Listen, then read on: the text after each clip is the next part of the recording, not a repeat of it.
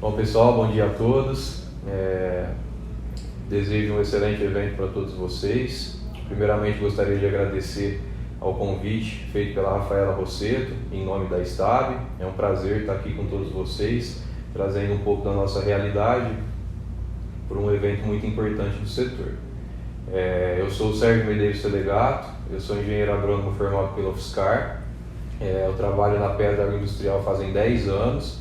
Hoje eu sou gerente da área técnica agronômica corporativa da empresa.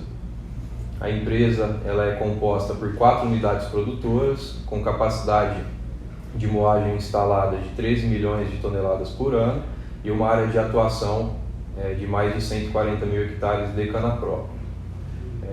A usina da Pedra é a usina matriz, localizada no município de Serrano. É uma usina que em 2022 completou 90 anos de existência. A usina Buriti, localizada no município de Buritizal, a 130 km de Ribeirão Preto, começou a operação em 1995. A usina IP, localizada no oeste do estado, no município de Nova Independência, e até o ano de 2022 era a caçula da empresa, Hoje não é mais. Foi anunciada aí a aquisição dessa planta industrial localizada no município de Paranaíba, no estado de Mato Grosso do Sul, que foi nomeada como usina Cedro, com previsão de início de moagem em 2024. Bom, eu vou começar aqui a falar rapidamente sobre variedades de cana-de-açúcar, vou seguir o roteirinho e vou dando meu depoimento. A primeira pergunta é como a adoção de novas variedades impacta na produtividade da sua unidade, Esse número, quantificar esse número, extrair esse número na nossa base de dados é sempre muito complicado. A gente precisa isolar diversos outros fatores que todos vocês conhecem para quantificar o ganho quando a gente usa novas variedades. Porém, o que a usina acredita e a linha que a gente segue de trabalho é que sim, existe o ganho genético. Os programas de melhoramento, hoje nós temos 3, que a usina, a empresa é parceira, o CTC, a Ridesa e o IAC, São empresas sérias, com colaboradores sérios, e nós acreditamos muito no programa de melhoramento realizado por essas empresas, e essas empresas elas só liberam uma variedade caso elas superem os padrões comerciais de mercado atual. Ou seja, o ganho está ali. Se não tivesse ganho, elas não seriam liberadas. Então, o que a gente tem que fazer é usar essas variedades, essa tecnologia da melhor forma possível para que a gente possa capturar todos esses ganhos que essas novas variedades nos proporcionam, E aqui eu trouxe um exemplo de como a empresa acredita no ganho genético proporcionado por novas variedades. Foi feito um investimento num núcleo de produção de mudas, de mudas pré-brotadas, com o objetivo de acelerar a multiplicação de variedades e clones promissores. Ou seja, não é o objetivo principal fornecer muda para meiose, fornecer muda para cantose, não, é sim fornecer mudas para acelerar a multiplicação de variedades e clones promissores. Então aqui é só uma foto do núcleo, ele é um núcleo pequeno, porque a gente acredita que com esse objetivo não precisa ser um núcleo de produção tão grande. Ele tem capacidade de produzir 5 milhões de mudas de cana por ano. Esse núcleo é localizado na usina da Pedra e ele fornece essas novas variedades para as 3 usinas, agora 4 usinas da empresa. Então aqui é só um exemplo, no núcleo de produção que está em operação fazem 3 anos, a gente já multiplicou uma série de variedades, uma série de clones promissores, fornecendo as unidades com esse material para que eles coloquem a campo, observem, coletem dados para nos auxiliar na tomada de decisão de aumentar ou não a participação dessa variedade ou desse clone promissor dentro do nosso plantio comercial. Então aqui são alguns exemplos dos 3 programas de melhoramento, CTC, IAC e Ridesa, de variedades que já passaram em multiplicação dentro do nosso núcleo de produção de MPB. Bom, essa segunda pergunta, uma pergunta bem interessante: qual o critério para a entrada de uma nova variedade no plantel de variedades comerciais utilizadas pela unidade? No que a gente se baseia para escolher uma futura variedade?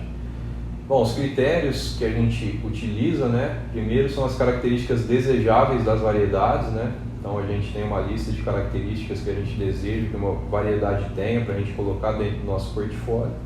Segundo, são bons resultados experimentais ao longo dos programas de melhoramento. E terceiro critério são os dados locais, né, em áreas comerciais, dados de mais anos, para a gente ter bastante confiança em aumentar a participação ou não de determinada variedade. Como que a gente se organiza para a gente ter sucesso nesse plano, né? A gente criou uma classificação usando uma nomenclatura utilizada pelo Marcos Lando do IAC, que é classificar as variedades de acordo com prioridades de multiplicação. Então, o termo que a gente utiliza são as variedades PRIO 1, PRIO 2 e PRIO 3, e as variedades que estão fora da nossa intenção de plantio, né? Então, variedades PRIO 3, a gente sempre deixa um espaço para clones promissores, para a gente pegar esses clones promissores que estão em fase final de melhoramento genético, a gente colocar em produção no núcleo e soltar a muda para a gente fazer um pouco mais de área, começar a coletar mais dados desses clones promissores, colocar em experimentação agrícola. Então a gente sempre deixa um espaço reservado para esses clones promissores dentro do nosso censo de plantio. As variedades prioridades 2, né, PRIO 2, já são variedades liberadas, lógico, se for liberada é que tem bom resultado nos programas de melhoramento genético, porém a gente ainda não tem dados locais, mas a gente deixa um espaço para essas variedades irem a campo, em áreas maiores, né, em condições normais para ela mostrar desempenho ou não. E a última escala disso são as variedades prioridade 1, né, já são variedades com dados locais ao longo de um determinado período de tempo que a gente classifica elas como as titulares, né? Que a gente vai fazer parte da maior parte do nosso censo de plantio. A gente coloca alguns percentuais para acompanhar tudo isso, né? Então as variedades prioridade 1, ela tem um limite no censo de plantio de 90%, as variedades prioridades 2, um limite no censo de plantio de 10%, e as variedades prioridades 3, que são esses clones promissores, de 0,5% a 1%, dependendo do ano e do volume de variedades que a gente tenha. Essa outra pergunta, qual o critério para renovação, a saída de uma variedade do plantel, né? A gente, para definir se a área vai reformar ou não, a gente leva em consideração uma série de parâmetros técnicos e parâmetros econômicos, né? E aí dentro dos parâmetros técnicos tem o desempenho desse talhão ao longo do tempo, para a gente ver se vai reformar ou não. Porém, os motivos que a gente deixa de plantar uma variedade, que essa variedade sai do censo, são basicamente alta suscetibilidade de pragas, alguma doença que apareça no meio do caminho e prejudique muito determinada variedade, a gente acaba tirando ela do censo de plantio. Algumas variedades com baixo desempenho e você tendo novas opções, novas variedades, a gente acaba deixando umas e plantando outras que a gente acredita que serão melhores.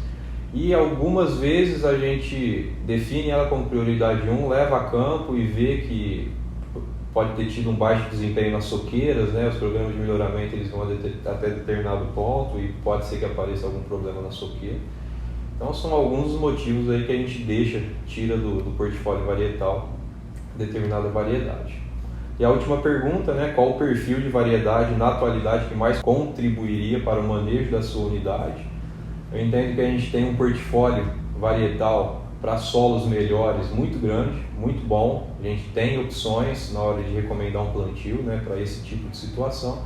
E a gente tem um portfólio muito pequeno para situações que, por exemplo, solo mais fraco ou clima um pouco mais delicado para a produção de cana-de-açúcar. Então, em resumo, o que a gente sente falta, eu acredito que seja aí o que a maior parte do setor também enfrente aí na hora de recomendar uma variedade, são variedades para solos mais fracos, né? Variedades mais rústicas, variedades nessa situação que tem um pouco mais de teor de açúcar, que sejam um pouco mais ricas, né? Variedades adaptadas, aí vem os básicos, né? Adaptadas à mecanização, tanto no plantio quanto na colheita, variedades eretas, variedades que tenham uma boa população de colmos por hectare, né? Que tenham uma capacidade de perfilhamento muito grande. Com longevidade nas soqueiras e com um PUI longo, né? A gente que usa na maior parte aí do manejo de safra no terceiro eixo, é importante que essa variedade entregue um teor de açúcar aí ao longo da safra. Bom, pessoal, era isso de forma muito rápida. Agradeço mais uma vez a participação e espero ter contribuído aí com o objetivo do evento. Obrigado.